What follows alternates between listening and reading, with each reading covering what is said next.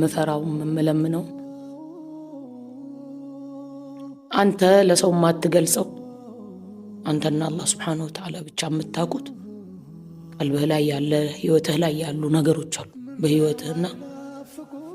እሱን አላህ ያውቀዋል Subhanahu Wa Ta'ala እንድናገር የፈቀደልኝ ጌታ ለእህት ለወንድሞቼ ለሙስሊሙ ኡማ ለሌላው የኸይር ሰበብ በረህመቱ አላህ ያርገኝ ዛሬም አንተ ጋር መጥቼ እንድናገር ያረገኝ ጌታ ያረገልኝን ውለታኔ ተናግሬ ያልጨርሰው ብስሚ የሱ Subhanahu Wa Ta'ala ችሎታ ለዛ ነው ሁሌ